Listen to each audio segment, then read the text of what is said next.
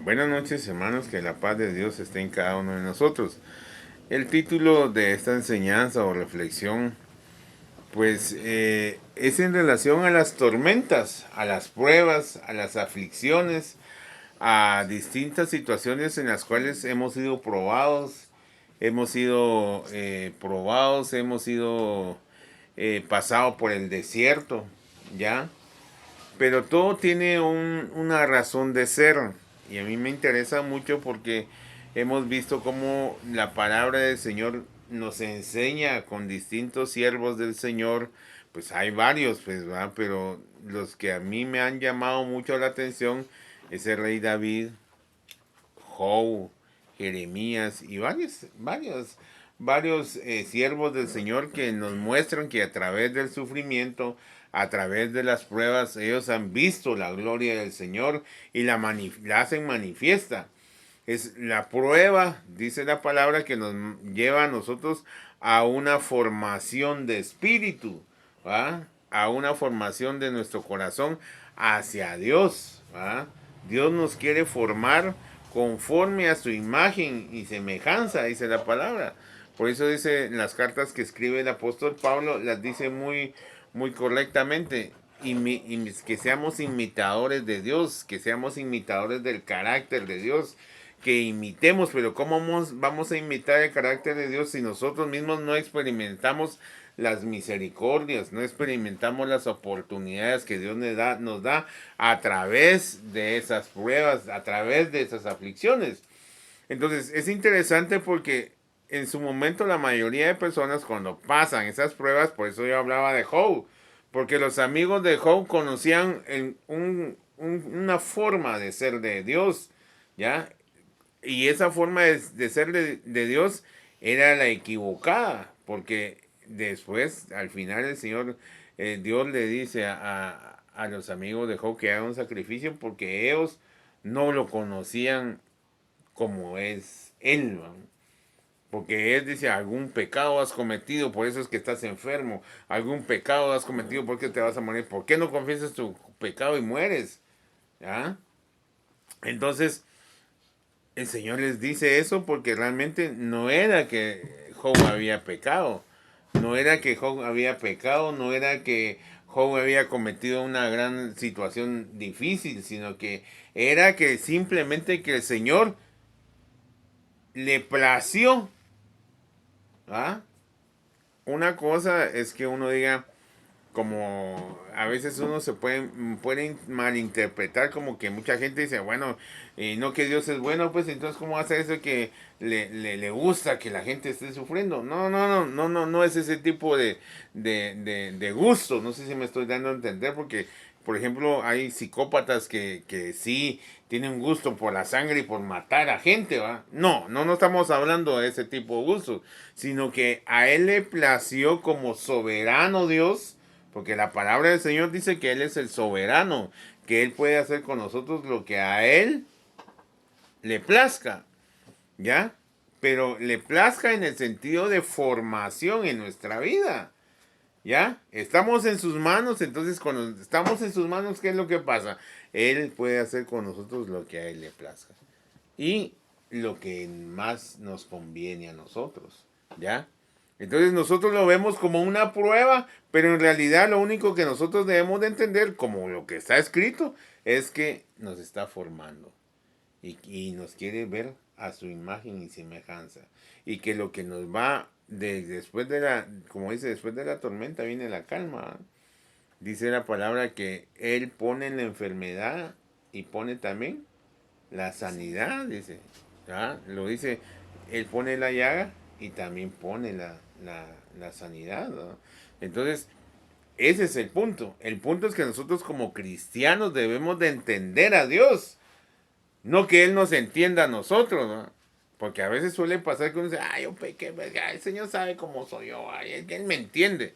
No, nosotros debemos de entender a Dios y de comprenderlo, porque cuando hay pruebas, cuando hay aflicciones, lo primero que cruza en nuestra mente, ¿qué es?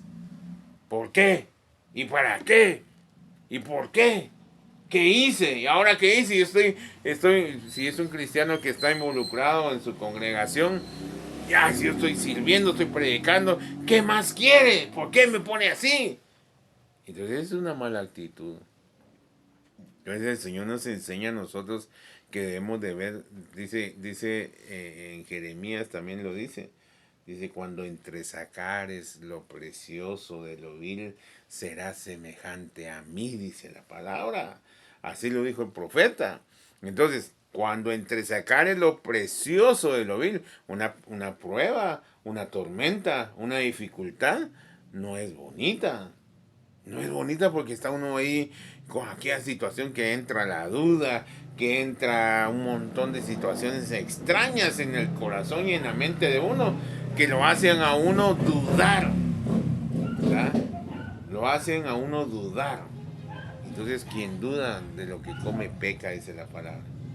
Quien duda de lo que come peca, ¿ya? Entonces, yo quisiera respaldar lo que estamos platicando en varias citas que tenemos por aquí apuntadas. Si nos da tiempo, vamos a leerlas todas. Dice en el Salmo 61, en el capítulo 61, versículo 2 y 3. Dice, desde el cabo de la tierra clamaré a ti cuando mi corazón desmayare. Llévame a la roca que es más alta que yo, porque tú has sido mi refugio y torre fuerte delante del enemigo. Yo habitaré en tu tabernáculo para siempre, estaré seguro bajo la cobertura de, ¿qué dice? De tus alas, porque tú, oh Dios, has oído mis votos, me has dado la heredad de los que temen tu nombre. ¿Ya? Entonces es interesante porque David pasa una situación bien difícil y expresa este salmo de confianza, ¿verdad? Está metido en una situación difícil, pero viene él, dice, oye, oh Dios, mi clamor, y a mi oración, dice, y a mi oración atiende, dice, ¿verdad? ¿Y qué dice? Desde el cabo de la tierra clamaré a ti. Un cabo es una pieza, un pedazo de terreno pequeño, ¿va? Desde el cabo de la tierra. O sea, él pone el globo terráqueo como algo pequeño delante del gran poder de Dios, ¿ya? Mucha gente dice, algunos dicen, no le digas a Dios cuán grande es tu problema, más bien dile a tu problema cuán grande es Dios, ¿va? ¿Ya? Entonces, David dice aquí, desde el cabo de la tierra, el gran globo terráqueo, David le dice a Dios, este es un cabo para ti. Isaías dice, cuán grande es el Señor, dice, que aun los cielos no son cortina de sus ventanas, dice, y la tierra el estrado de sus pies. Con el tamo de sus manos, dice, junta las aguas de la tierra. Dice. Ese es el poder de Dios. Cuando nosotros empezamos a ver quién es Dios y que la palabra del Señor nos empieza a declarar quién es Dios, no es un producto de una imaginación, ¿va? Mucha gente que no lee la palabra y solo es laraca, solo habla. Ya no, es que el Señor es poderoso, no, es que el Señor aquí, el Señor allá. Pero no tiene fundamento escritural en su corazón. Por eso en Hebreos 4:12 dice algo bien interesante. Porque la palabra dice que es viva y eficaz. Dice que es viva y eficaz, que traspasa, oiga bien, el corazón y discierne los pensamientos del hombre, dice, ¿verdad? Entonces, esto es lo que nos da a nosotros esa credibilidad y esa convicción de saber que pasamos una prueba, pero Él está con nosotros. ¿El problema cuál es? El problema es la duda cuando uno está a medias tintas en el camino del Señor. ¿Ah? Por eso es que en el libro de Apocalipsis el Señor le dice a uno, si eres tibio, o le dice, si eres frío o caliente, pero por cuanto eres tibio, o sea, ni eres frío ni caliente, pero ahí estás como quien dice a medias tintas, por lo tanto yo te voy a vomitar de mi boca. Entonces la palabra del Señor nos define hasta que a que nosotros le creamos correctamente. ¿Ya? Me interesaba mucho una expresión que dice el pastor John MacArthur, dice esto bien interesante porque él decía en una enseñanza que estaba escuchando, ya no vivo yo, dice, es Cristo el que vive en mí, dice, y para mí el morir es ganancia. Y así hace reflexión diciendo que él no entendía esa transformación que existe entre el hombre y el Espíritu Santo de Cristo en su corazón. No entendía, pero sí entendía algo que es bien interesante, que eso es lo que quiero comentarles. Porque dice él, lo malo que ustedes ven que yo hago, ese es John MacArthur, dice.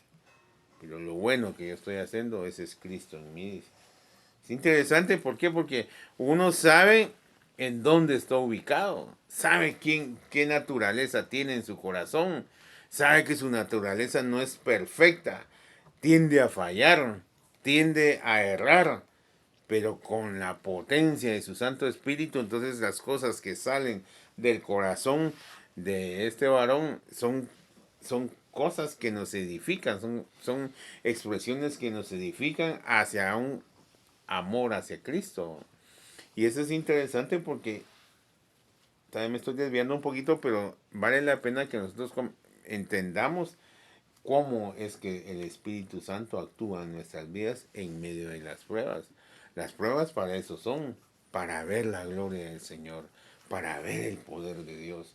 El mismo rey David dice así, dice, en tierra seca y árida, en donde no hay agua, dice, ah, para ver tu poder y tu gloria, así como la he visto en el santuario. Entonces, quiero entender que en tierra seca y árida, donde no hay agua, dice, así como yo he visto la gloria de Dios en mi templo, donde yo he estado en el templo, he visto tu gloria, he visto tu poder, he sentido tu presencia, la quiero sentir aquí, en este momento de prueba, en este momento de angustia. Quiero sentirte que estás conmigo, ¿va? Quiero sentirte que aquí estás.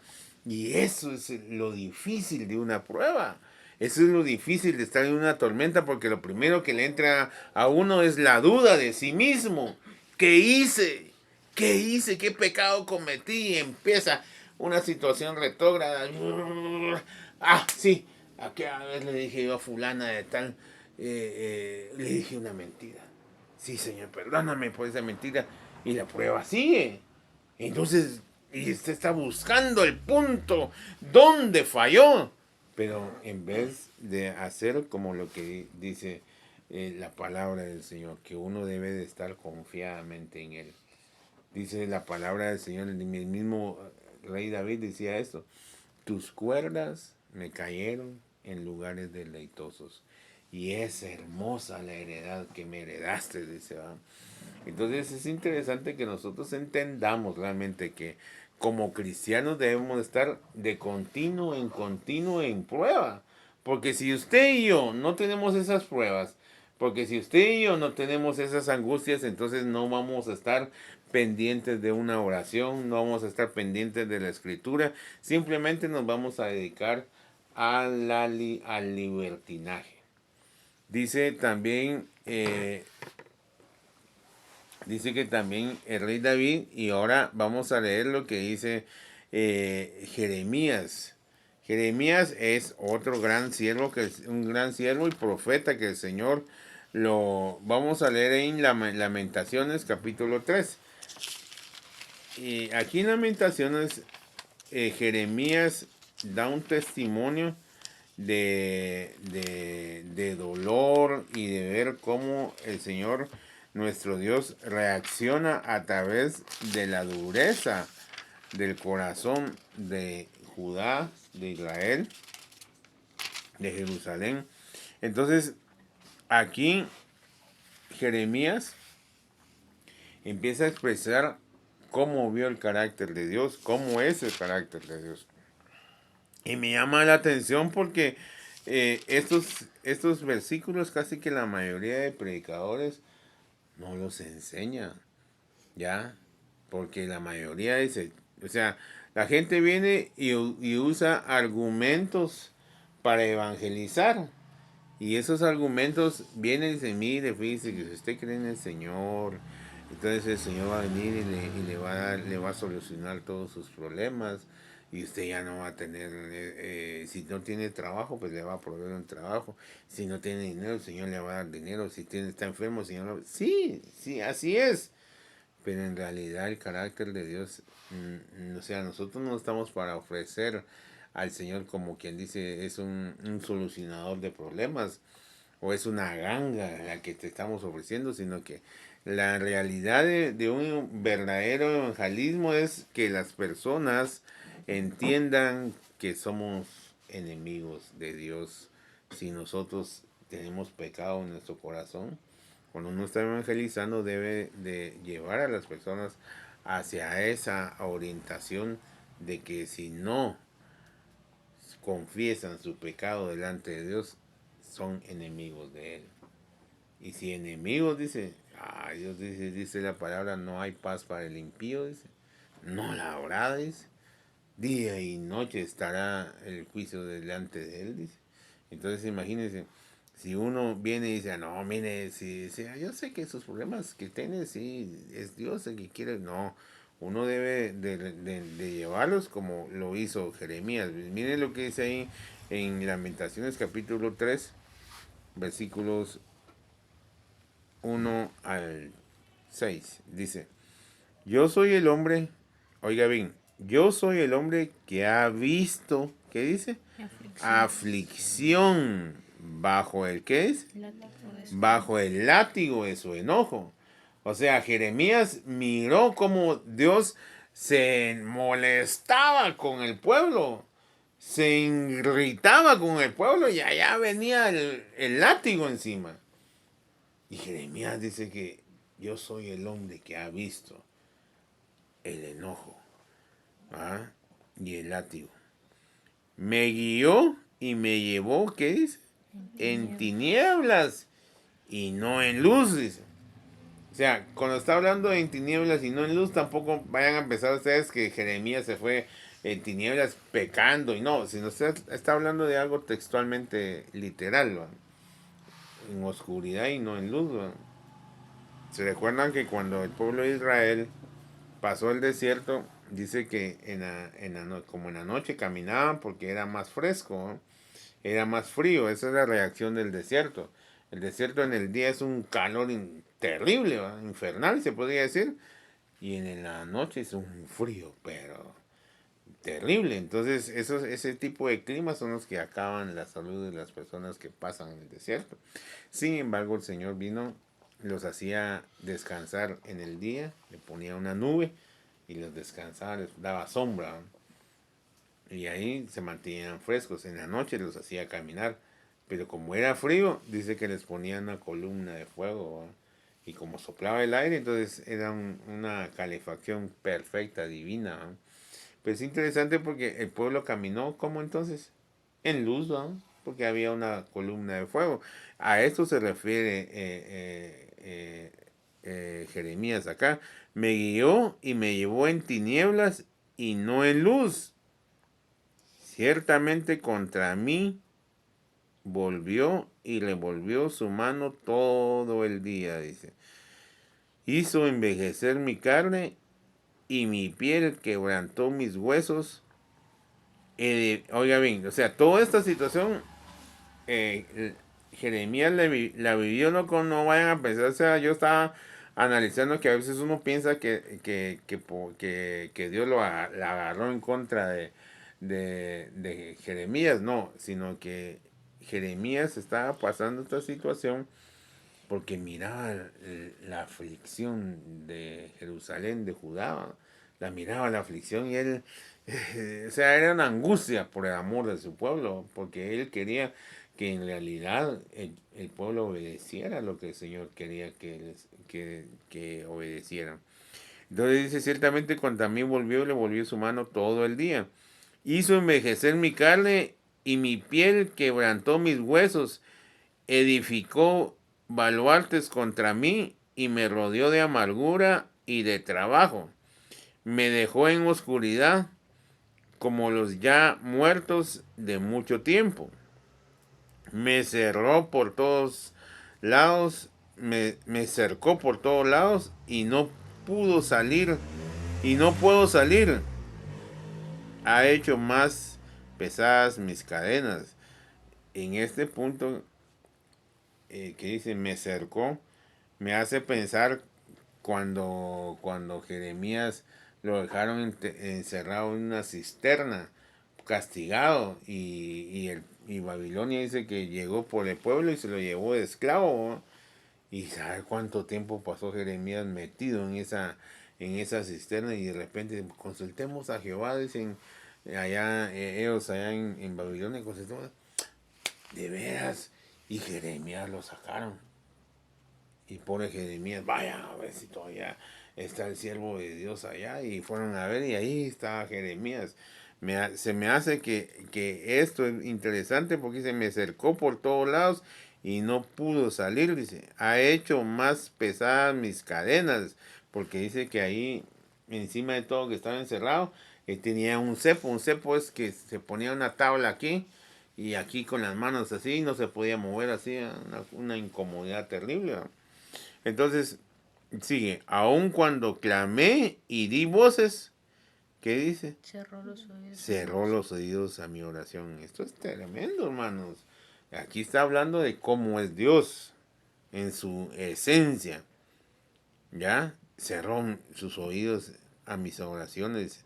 Cercó mis caminos con piedra labrada, torció mis senderos. Dice, fue para mí como oso que acecha, como león en, en escondrijos. Dice, torció mis caminos y me despedazó, me dejó desolado, entensó su arco y me puso como blanco para las saetas.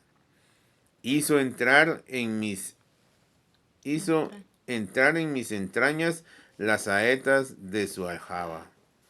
Fui escarnio a todo mi pueblo, burla de ellos todos los días. Me llenó de amarguras, me embriagó de ajenjos, dice. Mis dientes quebró con, con Cascajo. cascajo que cubría de ceniza. O sea, el Señor lo sometió a todas esas pruebas, a todas esas dificultades. Sin embargo, mire qué es lo que sale del corazón de ese gran varón. Y mi alma se alejó de la paz. Me olvidé del bien y dije, perecieron mis fuerzas y mi esperanza en Jehová. Acuérdate de de mi aflicción y de mi Abatimiento. abatimiento del ajenjo y de la hiel. Lo tendré aún en memoria, porque mi alma está abatida dentro de mí. Esto recapacitaré en mi corazón, por lo tanto, ¿qué dice, hermanos? Por lo Esperaré. tanto, esperaré. Es tremendo esto, porque fíjense, hermanos, que a veces, como les vuelvo a insistir, uno dice, ¿qué pasó? ¿Qué esto? Y eso es lo que hoy en día mucha gente no entiende. O sea, cuando Dios lo está probando a uno, es una señal de de que uno está siendo escogido. Porque en el libro, en la carta de los Hebreos, así dice que Dios castiga a quien, a quien toma como hijo, dice. Oiga bien la expresión, castiga a quien toma como hijo. Entonces es interesante que aquí Jeremías dice, por lo tanto esperaré. O sea, llega un momento en que su alma se afligió tanto y perdió la paz. ¿Y qué estará pasando? Era burla de todos. O sea, ¿qué es lo que sucede? Es un profeta del Señor. El Señor lo escogió para profetizar. ¿Y qué pasaba en la vida de Jeremías? Que los falsos profetas lo hacían quedar mal. Y a veces la profecía que Jeremías decía no se cumplía al tiempo que se decía. Se llegaba a cumplir, pero no se cumplía. Entonces era una situación bien difícil para Jeremías. Porque imagínense, es lo que pasó con Jonás. Jonás, ¿qué fue lo que se molestó contra Dios? ¿Cuál fue su molestia? Porque él iba a ir predicando a Nínive y sabía que si Nínive escuchaba y se arrepentía, Dios los iba a perdonar. Entonces Jonás quería que si va a fuego va a caer, ya que ahí atrásito, terminando de hablar con esa, ya venía el fuego encima de Nínive. No, Nínive sí fue destruida al tiempo que el Señor quería que iba a ser destruida. No iba a ser para complacer a Jonás, ¿no? Sino que era el tiempo del Señor. Entonces, sin embargo, la historia de Jeremías fue distinta. Al punto, en una parte de la historia de Jeremías, valga la expresión, el libro de Jeremías, dice que él está está dando una profecía y se levanta un falso profeta, le dice, ¡pah! Le voltea la cara a Jeremías y le dice, ¿cuándo te dijo eso el Señor a eso, a ti? ¿Cuándo te lo dijo? Si aquí está su profeta. A mí no me ha dicho nada. Eres falso.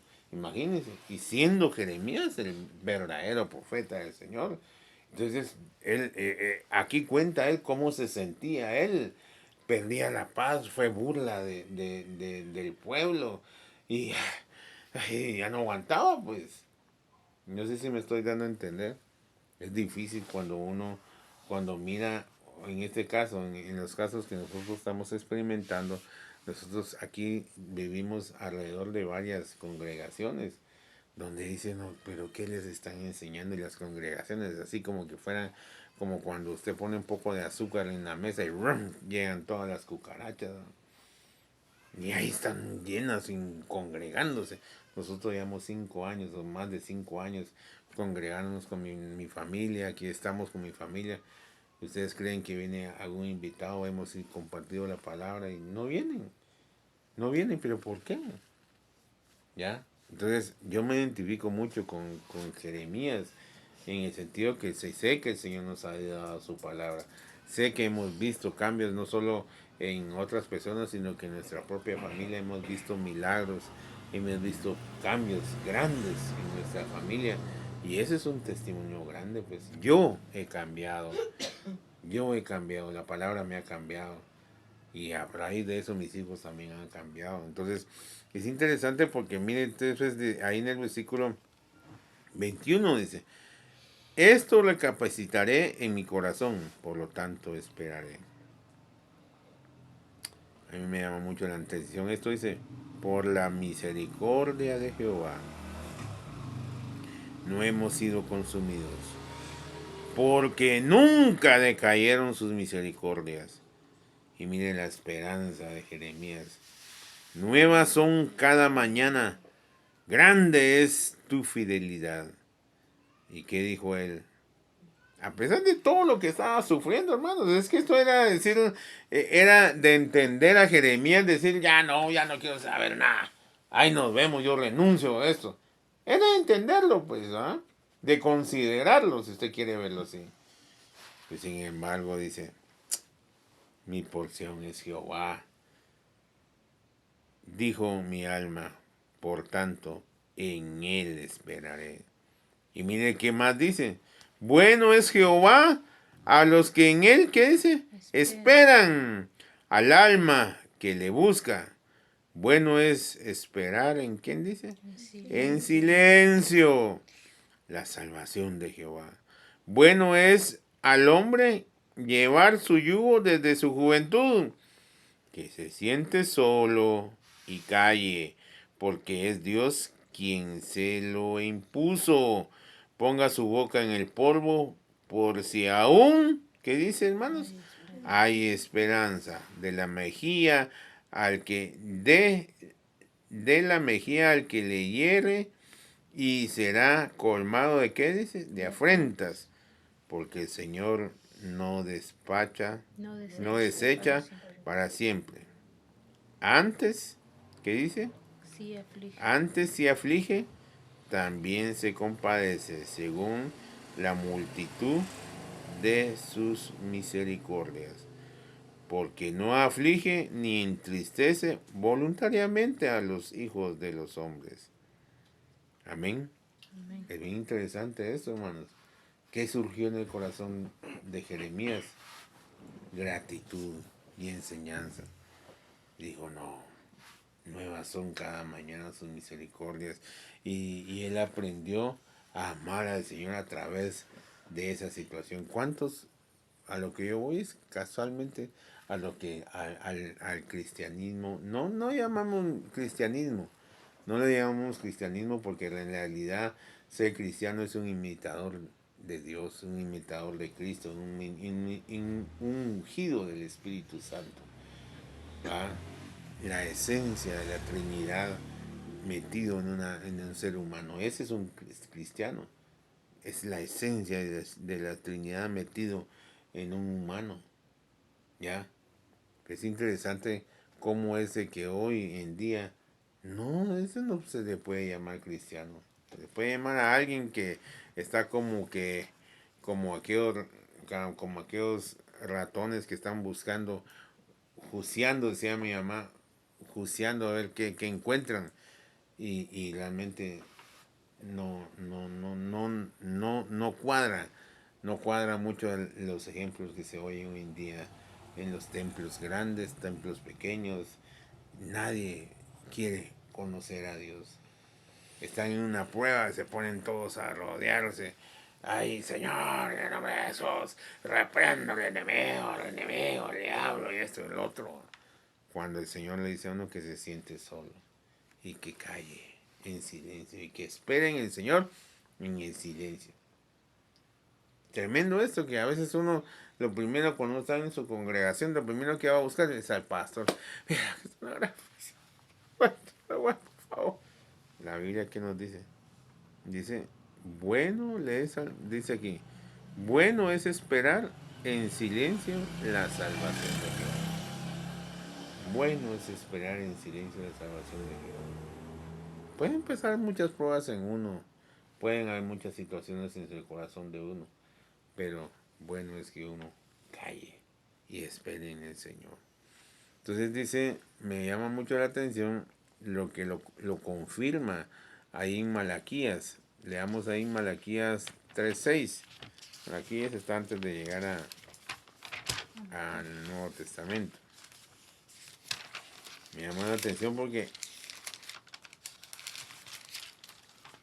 dice 3:6. Malaquías 3:6.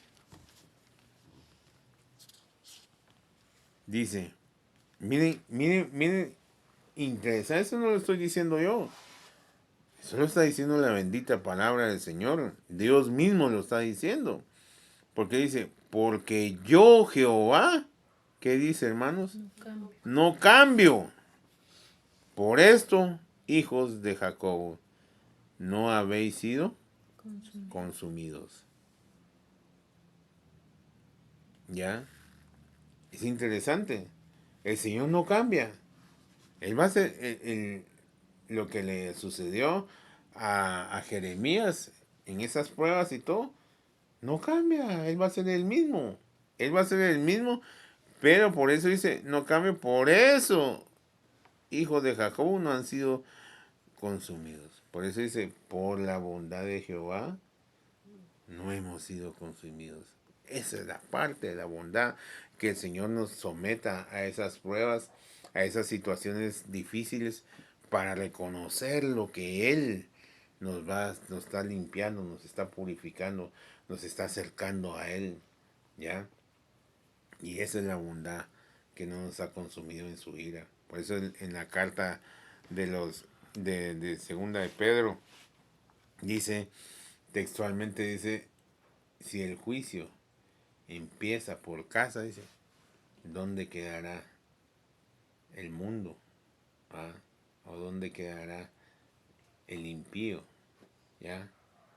Si el juicio empieza por casa. Entonces, quisiera terminar ahí en Job 42:1-6. Y a mí me llama la atención porque Job también pasó una experiencia bien tremenda. Como habíamos platicado a un principio, pasó una situación bien tremenda bueno, que la mayoría que estamos aquí ya hemos oído lo que le aconteció a Job y sabemos mucho de su vida. Pero es interesante cómo es que Job viene y habla una expresión que deberíamos nosotros de meditar en ella, porque a veces estamos metidos en una congregación por muchos años y no conocemos quién es Dios, no lo conocemos, que cuando lo vemos actuar en nuestra vida, lo desconocemos, pues, y esto que está pasando conmigo, y esto de aquí, es increíble. Yo conocí a una persona que ya no está en este mundo, ¿eh? Era un hombre de éxito, digo, era un hombre de éxito tremendo, y tenía caro, su negocio estaba próspero, venía de otra iglesia, ¿verdad? Venía de otra iglesia. Y cuando se acercó a la congregación, nosotros estábamos reuniéndonos, empezó a conocer la palabra y todo, y de repente, pum, chocó su carro, le robaron su carro y empezaron, y vino un montón de vicisitudes. Entonces él decía, pues si en otra iglesia estaba tan re bien y vine aquí y se descompensó todo, y entonces ¿qué? Entonces me recuerdo yo muy bien que le decía yo que realmente Dios se da a conocer de distintas formas, decía yo, ¿no? ¿Ya? Dios se da a conocer de distintas formas, y una de las formas perfectas en la que Dios se da a conocer es a través del sufrimiento. A Job le quitó todo, le quitó sus hijos, le quitó su dinero. Porque Job era millonario, si queremos hablar así en nuestro vocablo de hoy, era millonario, tenía tierras, era un hombre próspero en todo, pues, ¿ah? Pero el Señor le quiso quitar todo. ¿Por qué? Por demostrarle al enemigo que realmente Dios nos está equivocando con Job. ¿Se da cuenta? A veces el enemigo llega y le dice, mira Marco, o mira a fulano, o mira a sultano, el nombre que usted quiere ponerle. ¿Ya? Aquel mira, ay, pues ni modo, porque como lo tienes ahora, está ahí protegido por ti. Quitarle su protección, o sea, ¿qué hace? ¿Ya? Y Job le fue quitada la protección de él. Tócalo, pero no le vayas a tocar su alma. ¿Ya? Y allá viene y le quita todo. Y Job dice, bueno, Jehová dio, Jehová quitó. Bendito sea el nombre de Dios. ¿Ya? Desnudo salí del vientre de mi madre y desnudo seguramente regresaré al Seol. ¿Ya? Entonces empezó a pasar sus pruebas. ¿Ya? Entonces viene y le dice el enemigo, piel por piel. El hombre te maldicirá si tú le tocas su carne. Les tócanos el agua, no vas a tocar su alma. ¡Pum! Y ahí viene la pestilencia de la lepra. Al punto que la mujer le dijo, maldice a Dios y muere. Le dijo la mujer, maldice a Dios y muere. Hasta dónde llegó el enemigo para sonsacarle, para demostrarle a Dios que realmente Job no era alguien de confianza para él, pues. ¿Y por qué lo hizo? ¿Por qué lo hizo el enemigo? Porque como el enemigo en su momento era una estrella bella, ¿va? Era una luz perfecta, era el segundo, el que amaba, el que Dios amaba mucho, pues, pero le falló. Entonces vino él y dice, no hombre, ya te das cuenta, así como me te fallé, también Job te va a fallar, ¿va? Entonces lo puso a prueba. Y ahí viene Dios y le pone todas esas situaciones a Job, y Job empezó a decir que se confundió de tal forma, pero al final como que encausó, pues no maldijo al Señor, pues no lo maldijo. Le fue honesto y le fue fiel hasta el final. Miren lo que dice aquí, y me llama mucho la atención la expresión que hace Job 42:1-6, dice, yo conozco que todo lo puedes, dice. y que no hay pensamiento que se esconda de ti. ¿Quién es aquel que oscurece el consejo sin entendimiento? Por tanto, yo hablaba, ¿qué dice? Lo que no Lo que no entendí. entendía. Cosas demasiadas maravillosas para mí que yo no comprendía. Oye, te ruego y hablaré. Te preguntaré y tú me enseñarás. De oídas te había oído, mas ahora mis ojos te ven. Por tanto, me aborrezco y me arrepiento en polvo. ¿Y qué dice? Mi Mi ceniza. ceniza esa. ¿Ah? Entonces, es interesante lo que la palabra del Señor nos enseña, porque dice, de oídas te había oído, mas ahora mis ojos te ven, ¿verdad? Mis ojos te ven, por tanto, ¿qué dice? Me aborrezco. Es increíble que hoy en día esos encuentros que mucha gente tiene con Dios, que dice, ay, yo me encontré con el Señor me encontró y que no sé qué, pero uno mira que son ellos los que están actuando, ¿no? Pero la experiencia de Job, ¿cuál fue? Distinta. ¿Por qué? Porque él dice que yo hablaba lo que no entendía. Él estaba hablando de cosas demasiado maravillosas del Señor que no entendía. Pero cuando sus ojos ven al Señor, dice que él le provoca ¿qué? Aborrecimiento. Aborrecimiento de uno mismo. Miren, hermanos, que uno cuando se encuentra con el Señor, lo primero que mira lo monstruoso que uno es, esta carne tan enferma, los pensamientos tan terribles, y uno dice, Señor, ¿por qué me encontrases? Yo merecía morir, de veras, merecía uno una condenación. Sin embargo, el Señor en su misericordia vino y nos justificó según lo que está escrito. Él nos justificó por su gracia, por su amor, por su misericordia. ¿Ya? O sea, qué bueno yo, qué de bueno puedo yo aportarle al Señor. Nada. El rey David lo dice ahí en la segunda carta de Samuel, cuando ya David le está entregando el lugar a Salomón, dice, bueno, dice yo, vamos a, vamos a ofrendar al templo, dice, ¿verdad? Y ahora, Señor, nada tenemos, dice, ¿verdad? Nada tenemos, dice. Aún lo que te vamos a ofrendar, tú nos los has provisto, dice. ¿Qué podemos darte, oh Señor? Dice, ¿verdad? Ese es aquel que se ha encontrado con Dios. Porque si la gente hoy en día con doctrinas demoníacas, con ideologías demoníacas que hablan de que usted puede, hermano, usted tiene esto y tiene aquí, todo allá, todo lo puede en Cristo que lo fortalece, no, nosotros no podemos, es Él en nosotros. Así dijo en el Evangelio de San Juan, sin mí Nada puedes hacer. nada podéis hacerles. Sin mí nada podéis hacerles. Entonces, aquí Job, su experiencia y su mayor lucha fue, en realidad, su mayor lucha, ¿cuál fue? Él mismo. Su mayor lucha fue él mismo. Porque primero tenía mucha plata. Y la plata te da poder, ¿verdad? Te da comodidad.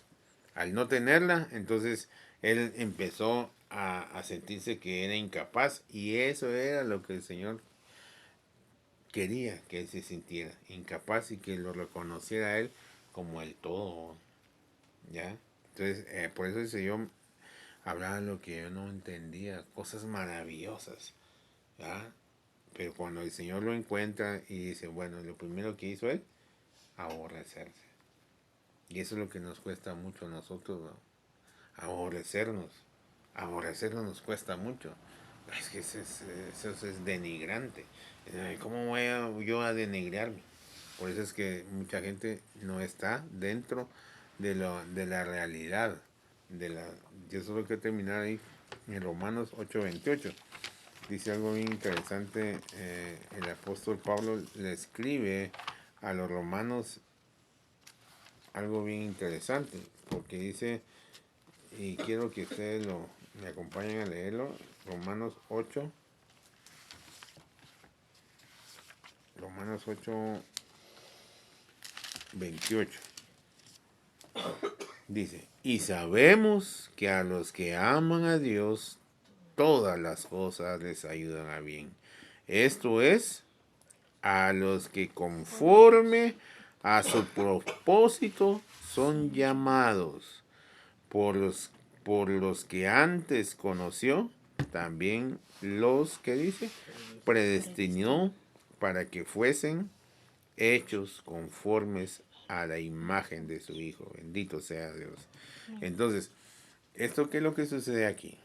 Dice que, y sabemos que a los que aman a Dios, todas las cosas les ayudan a bien. Entonces, cuando nosotros entendemos que hemos sido que por los que antes conoció, también los predestinó para que fuesen hechos conformes a la imagen de su Hijo. Y si hijos, coherederos, dice, del Señor. Entonces, ese es el punto de la enseñanza. Hoy en día, la mayoría de nosotros, de muchos cristianos, no tienen esa base bíblica. Ya, para ellos esto es gozo, gozo, gozo, gozo, gozo, y vino celestial, y todo es una alegría, una algarabía. Al punto que a la gente que está pasando en estas pruebas los aíslan. No, no, no, ustedes saben en qué pecado tiene. Uy, no, Dios guarde. ¿Va? Ustedes saben en qué pecó. No, usted mejor arrepiéntase. Tal vez no se ha encontrado con Dios sin saber que realmente la gente que anda tan éxito y éxito y éxito son los que no tienen a Dios. Son los que no se han encontrado con Dios. No estoy diciendo yo que tampoco uno va a ir en una maldición total, ¿va? Sino que yo lo que me refiero es que están las pruebas. Están las pruebas. ¿Ya? Entonces es muy interesante que el Señor nos llama a nosotros escogidos, nos llama escogidos, predestinados desde antes de la fundación del mundo para que nosotros ¿qué? Conociéramos, dice su palabra, para que nosotros conociéramos su poder, para que nosotros no fuésemos nosotros, que nosotros no nos halláramos en esta tierra, sino que estuviésemos incómodos en esta tierra. ¿Ya? De eso se trata el Evangelio. No, esta no, el mundo no es nuestro hogar. Nuestro hogar está allá en el Señor. Miren, por eso el Señor Jesucristo dijo, a preparar morada voy. Dice. Si no hubiera morada, no se les hubiera dicho, dice, pero yo a preparar morada voy. Por eso mucho me gusta esa alabanza que dice, hay un lugar que mi alma anhela estar.